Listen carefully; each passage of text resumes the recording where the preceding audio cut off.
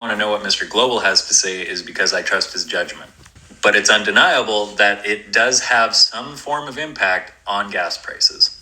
According to the U.S. Okay, let's get into it here. So Jockney there has been talking about potash and has asked me a few times to comment on it.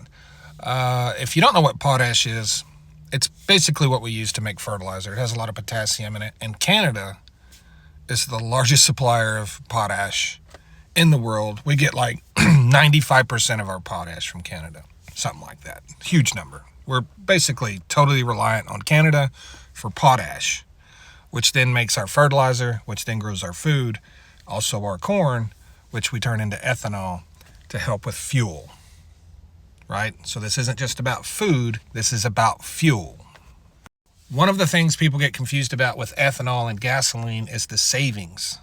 Savings are realized at the pump, but the overall cost for ethanol is actually probably higher than the cost of regular gasoline. You may spend less money at the pump, you're likely to fill up more times, but there are a lot more costs associated with ethanol before it ever gets to the pump. The main reason ethanol drives down gas prices at the pump is because it's an artificial additive, and it adds 1 million barrels a day of fuel supplies to our inventory. That's why it lowers the price at the pump. It significantly increases our overall fuel supplies, which drives down our gas prices. Yes. What a lot of people don't realize is ethanol also drives down the fuel prices of gasoline that doesn't have ethanol in it. Yeah, it does. So the question has kind of been, what would happen to the United States if Canada shut us off from potash, our fertilizer to grow our food and to create our ethanol for our gas? The amount of the potash in the world that Canada controls is comparable to like the amount of oil in the world that OPEC controls. Yeah, they got a bunch. If Canada was to do something with potash coming into the United States, we would have to get it from Russia or China or Belarus. None of whom are our friends. We would be relying on a dictator for our food. Yeah, that doesn't sound great. That doesn't sound great at all. If we could not source enough fertilizer for food and fuel, the food would come first. We would lose the fuel.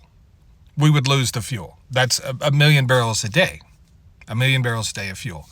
Gas prices would definitely increase significantly, unless we sourced it somewhere else, which I'm sure we would. But they would go up significantly.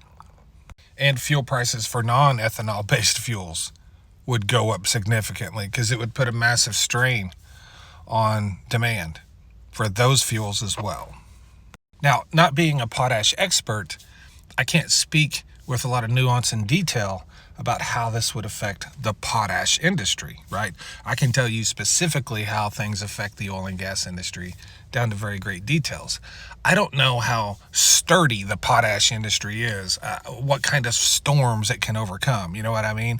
It may be worse. It may be worse than oil. It may be more resilient than oil. I don't know. But I feel like Canada could probably send that potash about anywhere because it's not oil. So they probably have a lot more access to getting it out to the world if they wanted to. So since potash would be available to more markets than Canadian oil, it could be actually more effective of a tool to use in this trade war, because Canada can weather that storm as long as they can sell it to the broader market. I don't have a lot more to add to what Jockney said here because he's covered this a couple of times and he's covered it really well. But yes, potash could absolutely be a very effective tool in a trade war, and it's my understanding that people have requested exemptions for it in the trade war. We'll see what happens. But you might be hearing a lot more about potash in the future, even though I really don't think so, because I think this trade war is all but dead already, because this was all just a game. It was all just a game, All right, thanks.